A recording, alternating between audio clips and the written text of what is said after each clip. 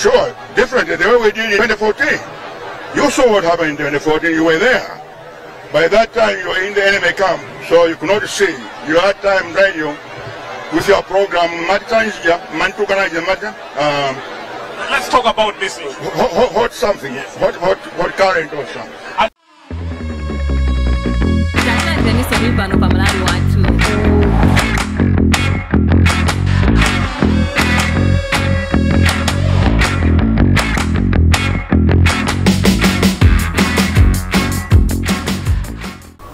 I think Malawi is far away from calling ourselves a better country. No. Ndezija ndimanena zija until today ine ndikulira ngati mwangamo.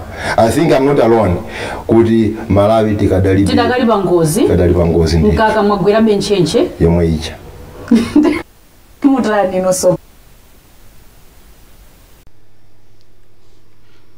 In case tingembe kuiwala fuka Malawi timakonda kuiwala kwambiri.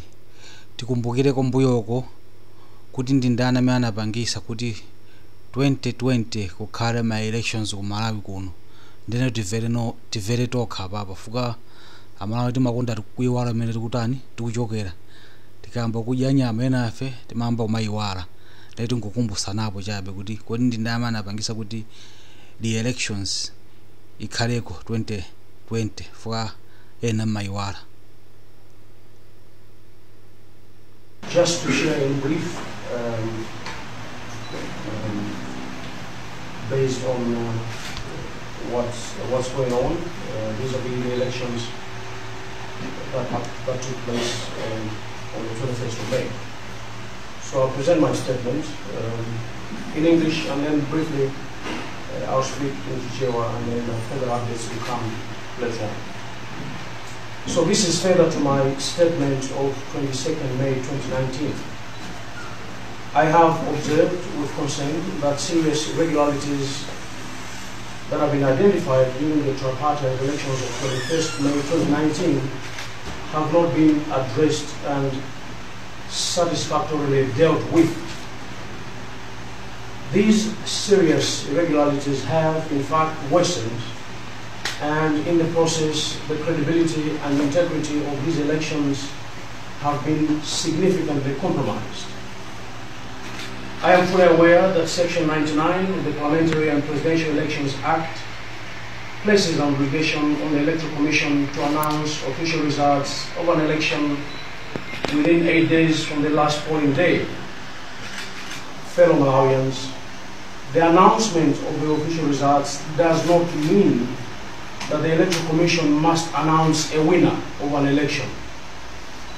The Electoral Commission has three options based on the administration and management of an election. Option number one, nullification of the aggregated vote. B, stalemate of the aggregated vote. And last, announcement of a winner based on the verified aggregated vote.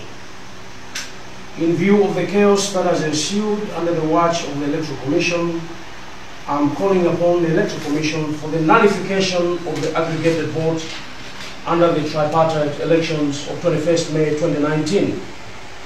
This country must regroup and prepare for credible elections to the satisfaction of the people of this country. We should not allow fraudsters to continue holding this country at ransom.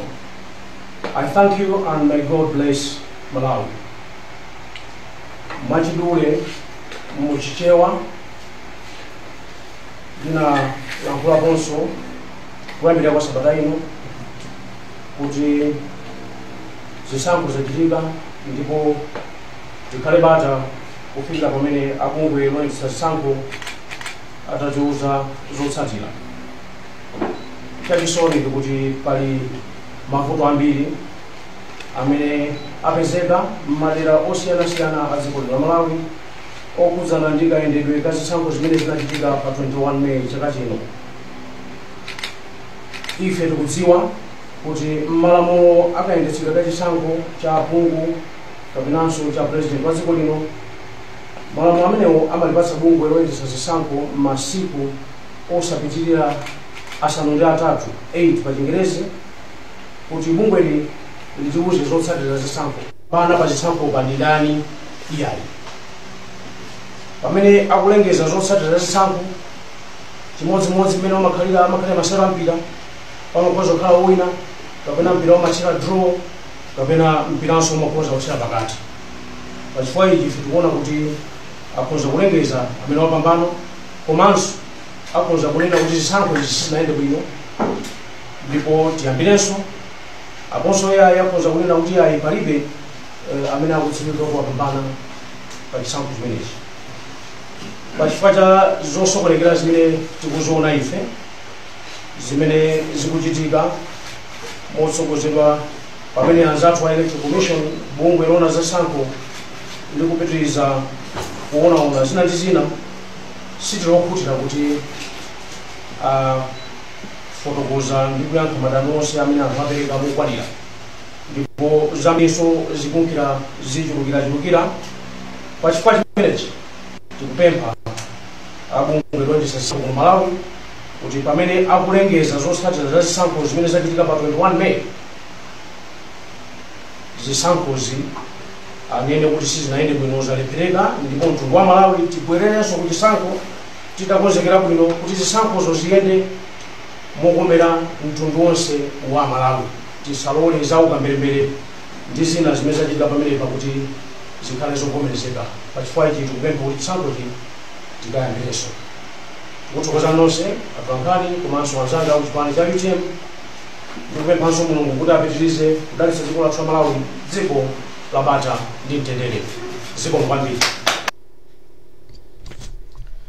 Ya tazimvera toka fuka ena afika timayenda ndi matama kuti ndife amene tinapangisa kuti kukhalenso masankho 2020 ndeno timakayenda ndi matama tiziziwa anthu amene anayambisa kuti tikhale pamene tilipo kuti ndi ndani amene anayambisa fuka inafe tinanena kuti tiwerengeso mavoti koma ena ananena kuti ayi zonsezi sizili bwino tikavoteso tikhalenso ndi ma elections ena ndifake nafe tili pa udindo ndi tingofuna chabe tingokumbusana kumene tikuchokera andi tizoona munthu amene ena mwamuyamikira olo kumuthokoza fatala wa udindo wathu olo udindo wa mboma fuka tinakhala nthawi itali kwambiri kunja koma pano talowa munthu chatamba kumunyozaso ndi tingokumbusana chabe kuti timakakhala pamene tilipo tiziziwa kuti ndi ndani amene anatika kuti tikhale pamenepo pamene tilipo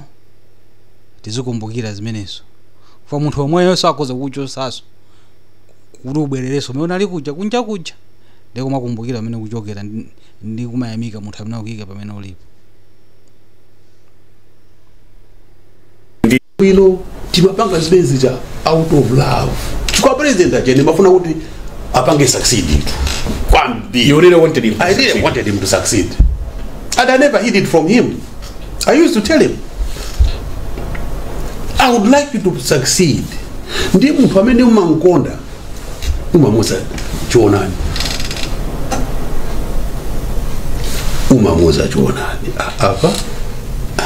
apa sipali bwino koma apa utatele zikoza uthandiza.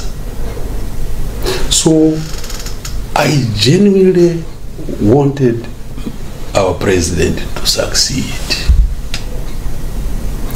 Koma kuona kuti tafika pamene tafika hapa zinandipesa isoni kwambiri. Kuona anthu amene anakhulupirira alliance